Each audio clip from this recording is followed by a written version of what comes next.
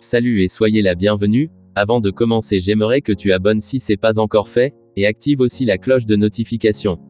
Aujourd'hui on va faire le tour de l'actualité Mercato Barcelone. Partage aussi avec tes amis, et profitez. On commence. Le Barça de Xavi a démarré la saison contre le Rayo Vallecano. Et malgré le fait que le match, a priori, aurait pu être considéré comme simple, il ne l'a pas été. Le score est resté nul et vierge au tableau d'affichage, 0-0, durant l'ensemble de la partie. Lewandowski, recrue phare de l'été catalan et ô combien redoutable dans le dernier geste, n'a pas réussi à faire l'étalage de ce dernier lors du match d'ouverture du FC Barcelone accompagné de ses nouveaux partenaires. En effet, le Polonais est resté impuissant samedi soir pour son retour aux affaires, et ce bien que l'envie de marquer ait été présente. C'est d'ailleurs ce qu'a souligné à juste titre un certain Mr. Chip sur son compte Twitter.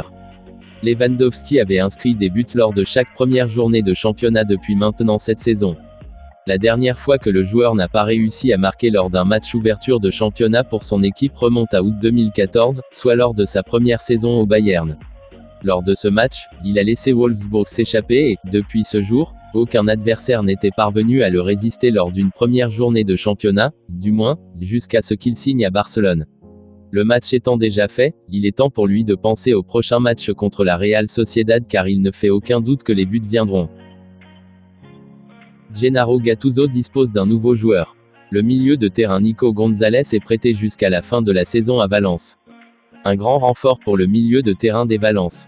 Avant cela, le FC Barcelone a annoncé sur ses réseaux sociaux une seconde bonne nouvelle pour le joueur de 20 ans. Avant d'être envoyé à Mestalla, Nico a prolongé jusqu'en 2026 avec le club catalan. L'arrivée de Nico à Valence était un secret de Polichinelle. Le joueur est déjà dans la ville espagnole depuis mercredi, et a passé la visite médicale et a signé avec sa nouvelle équipe. Avec presque toutes les signatures enregistrées, à l'exception de Koundé, le Barça pense déjà au prochain mouvement. Le média catalan, Sport, affirme que le club va concentrer ses efforts sur le recrutement de Marcos Alonso et Bernardo Silva. Le défenseur de Chelsea et le milieu de terrain de City sont à l'ordre du jour depuis un certain temps, mais les problèmes d'inscription des nouvelles recrues Blaugrana en Liga ont freiné les futures arrivées. En cas de départ de Dest, le Barça serait également à la recherche d'un arrière droit. Il devrait encore y avoir des mouvements au Camp Nou.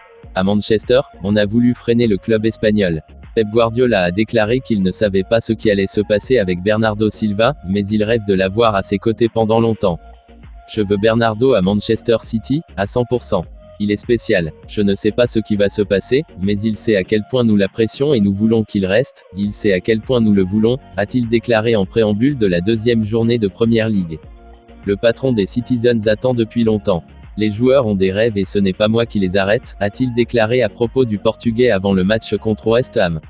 Son discours, une semaine plus tard, reste le même. Manchester United se prépare à accueillir Frenkie de Jong. Ten Hag attend sa signature et United prépare l'offensive finale pour la semaine prochaine. Il pourrait vivre ses dernières semaines au FC Barcelone. Dès la première minute, le milieu de terrain a fait savoir que sa priorité était de rester à Barcelone. Mais, pour cela, il devait accepter une réduction de 50% de son salaire, ce qu'il a toujours refusé. Selon Sport, le joueur aurait fait comprendre à certains joueurs dans le vestiaire qu'il allait quitter le club cet été. Le journal catalan ajoute que De Jong a déclaré qu'il envisageait l'option d'un transfert à United. L'opération, si elle est terminée, aura lieu à la fin du mois. Le milieu de terrain est très en colère contre l'attitude du FC Barcelone concernant son avenir.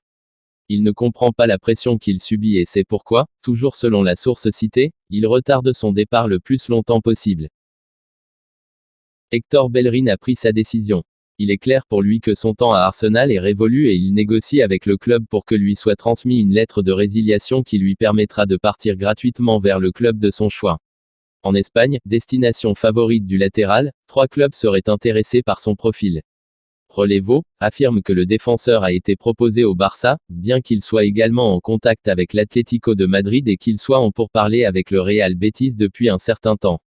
Bellerin est clair, si cela dépend de lui, il ira au Benito Villamarín. Il y a été prêté lors de la saison 2021 à 22 et c'est sa priorité absolue, même si cela ne dépend pas de lui mais des clubs et de la limite salariale. La situation économique du Betis, comme l'a reconnu l'entraîneur Mauricio Pellegrini en conférence de presse, est délicate, ce qui pourrait constituer un obstacle majeur à son retour. Malgré tout, le Gunner est très excité à l'idée d'évoluer de nouveau au sein du championnat espagnol. À tel point que, selon Relevo, le joueur serait prêt à baisser son salaire pour voir son désir se réaliser. Actuellement, il reçoit 4 millions net par saison. Merci pour avoir regardé la vidéo du début jusqu'à la fin, n'hésitez pas de vous abonner et de partager mes contenus avec vos amis.